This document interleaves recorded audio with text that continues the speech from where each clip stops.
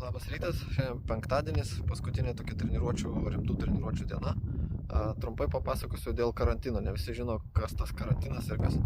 Tai jeigu taip labai trumpai, tai karantinas varžybose reikalingas, nes čia daug ligonių.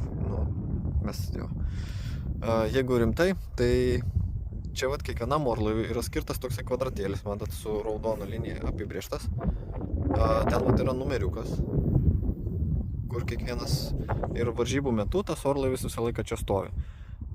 Jį galima tvarkytis, kol yra laisvas laikas, bet prieš varžybas, prieš rungtį ir po rungties, kurį laiką ten kelios valandos būna, kada vadinasi karantinas, tada, kada į šitą kvadratą niekas negali eiti be maršalo leidimo.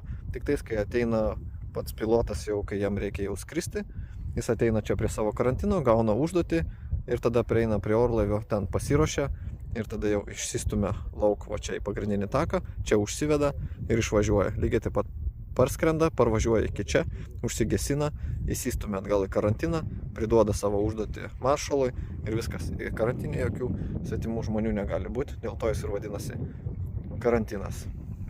Tai tiek žinių. Taip, o čia aš savo karantino kvadratėlėje, o čia yra mano zona.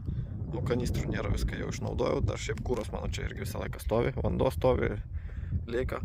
Tai ką, šiandien po 8:15 karantinas, kaip čia pasakyti, atsidaro, kada čia jau nieko nebegali būti, jau yra iš vakaro paruoštas stalas.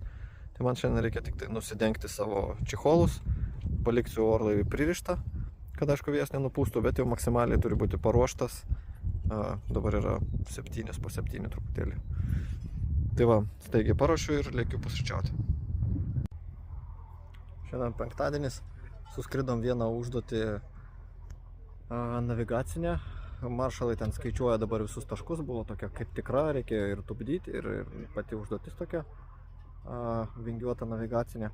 Ir vakare dar du mūsų pagalbininkai atvažiavo, atskrido, atkeliavo. Tai nuvažiavom į miestą, užsipylėm kuro ir nusipirkom palapinę. Tokia paprasta, bet kažkokia. Nes kai lyja, reikia kažkur pasislėpti, kai saulė kaitina, kaip dabar, irgi reikia kažkur pasislėpti. Tai pagaliau turėsim stogą. Tiek progreso dabar.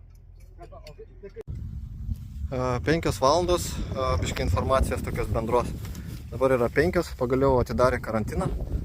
Reiškia, po užduoties dabar galima laisvai įeiti vėl prie savo orlaivių, užsipildyti kuro. Ir yra langas iki 8 valandų. Free flying, navigation, reiškia tik navigaciją, landingų nedarysim. Ta prasme, neleido. Tai staigiai ruošiamės ir skrendam iki 8. Tiesa, 7 briefingas ir kažkas turės būti briefinge. Jo, kažkur reikės viskas kažkaip suspėti visur. Žodžiu, karantinas sparčiai tuštėja, kadangi yra paskelbtas free flying time. Tai visi staigiai ruošiasi ir jau išskrenda. Bet visi, aš kiek šnekėjau, kiek klausiau, visi skrenda maždaug pagal tą patį maršrutą, kas buvo duota šiandien. Bet ir prieš tai maršrutas, jie abudu buvo į vakarus nuo mūsų. O aš galvojau, kodėl visi į vakarus? Reikia skristi į rytus, mes ten nieko nenagrinėjom. Reiškia, užduotis per tikras varžybas, jos bus kažkur į rytus. Tai reikia ten viską ir išnagrinėti. Aš jau pasiruošęs, kuro užsipylęs, žemėlapį nusipiešęs savo, kur pats noriu skristi ten, ką panagrinėti. Kamerą įsijungęs, į stebuklingą būdelę nuėjęs, viskas, lėkiam.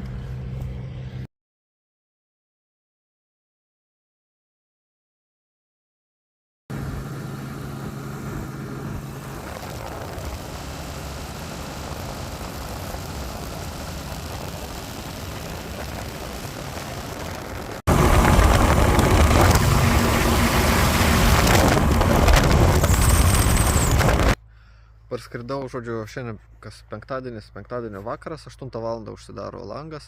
Parskridau be 5, ilgą maršrutą buvau susiplanavęs, ten virš 2 valandų, 2:15 gausi, tai su keliais kilogramais parskridau, kaip ir viskas. Išnaudojau, kaip sakant, visas galimybės. O norėjau trumpai dar ką papasakoti dėl šiandienos tos navigacinės užduoties, kur skridom, kuri buvo jau su visom taisyklėm, su visų skaičiavimu.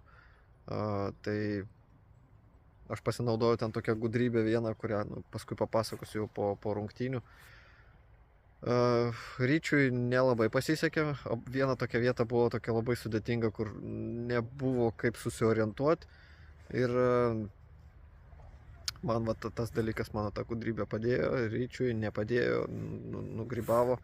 Tai va, atsisėsim vakare, bandysim pasidaryti išvadas, ką tokiu atveju daryti, kai per varžybas toli kažkur tai pasimeti. Nes iš tikrųjų, kai išeini iš koridoriaus, tai apsisukinėti, ten daryti ratus galima ir ne visas maršrutas šiandien buvo su laiko vartais. Ten buvo nuo pradžios kažkur tais iki kokių 3/4, paskui tarpas nieko, paskui vėl gabaliukas buvo skaičiuojamas, paskui vėl nieko. Tai reiškia, maršrutą sekti reikia visur, bet laikas yra skaičiuojamas ne visur. Tai reiškia, jeigu tu kažkur iškrenti, tu gali vėl paskui atgal sugrįžti ir pratęsti.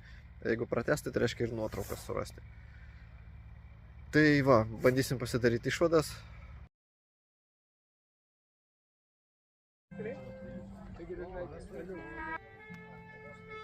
Nuotaikai pasigerinti.